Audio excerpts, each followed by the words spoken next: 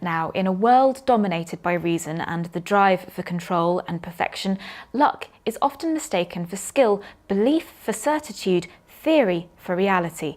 So says mixed media artist Manuela Hubner, who the Mac visited earlier this month at her Cambridge-based studio. In a lot of my artwork there are things that were absolutely not planned. Even things you'd call mistakes. Sometimes you go over it with a brush and then suddenly blob, something, splashes right in the middle. And what I try to do is integrate it and see, okay, so what am I going to do with it? And then I work around it. The lolly-licking lizard happened accidentally. It was a random shape that I saw somewhere where this element here reminded me of the face of a lizard. Through randomness, the things come to me. I don't have to go and look for them. Yeah, they just jump out at me. It works most of the time. I would say it probably works 9 times out of 10. And that quite often sends me on a different journey from the one I had actually planned. And the outcome is a surprise to me as well. I like collage as well because it allows me to move things around, and arrange them in a way that to me makes sense. So this is something I'm playing around with at the moment. It's in the experimental stage. Okay, that was the original piece. I cut a stencil for that. So I started playing around with the letters and started to make words out of them. I was quite proud that I managed to get every single letter. So this is basically something that resulted out of a different piece of work. In a way I like, going down a route where I can't see and I don't know what the outcome is going to be like. Last year I went through a phase where I was kind of observing what people around me were doing, how people interact socially. A great place for that are, for observing these things are cafes. This piece here is called Still Live with Apples. The role of cafes has changed. They used to be places of, social interaction, so where people went to actually talk to each other and kind of bounce ideas around.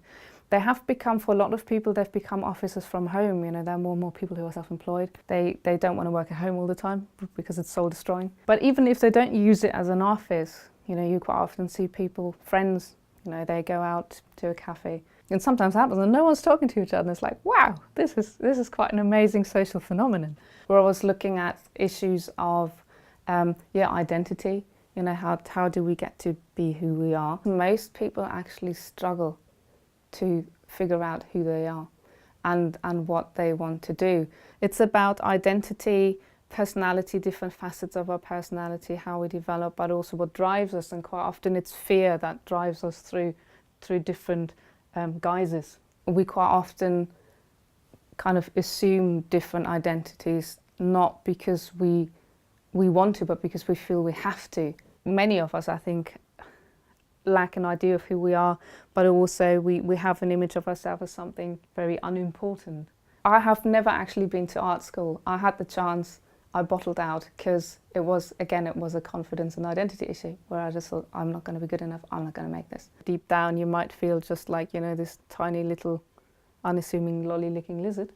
And you're kind of trying to hide that all your life, so you go through different stages and try to make yourself bigger than you feel you are. What you feel you are is not necessarily what you are. It's a complex kind of issue of maybe getting to a stage where you can actually look at yourself and say, okay, even if I feel like a lolly-licking lizard, I'm just this small, really unimportant thing, but I'm okay with it, that's fine.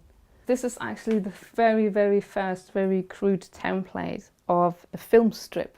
I'm probably going to call it All I Need, or All the Stuff I Need. We start in life with nothing in terms of material possessions, but also emotional possessions. And then we go through life and we amass all of this stuff, but also emotional baggage, and it really starts dragging us down. Every now and again in life you get to a point where you kind of get stuck and you get flung over and all of the stuff kind of flies around and we almost kind of do a somersault. And so we kind of come back to where we originally started without all of that baggage. But that's not the end of it, because we make the same mistakes again and again. There are 2 exhibitions coming up this spring. One is an exhibition called Letting in the Light. It's been organised by a mental health charity in collaboration with Bethlehem Gallery London. And it's looking at how artists can illuminate the notion of mental distress. Because everyone at some stage in their life will go through mental health issues. It's free art, it's public art, so what they're hoping to do with that is obviously draw people's attention to mental health issues, but also lighten up the lives of passers-by in the dark winter months, because it runs until the end of March. Letting in the Light, an exhibition of high-quality work by 35 selected artists on the subject of how art can illuminate our understanding of the experience of mental distress, is on in Stratford, East London until the 24th of March.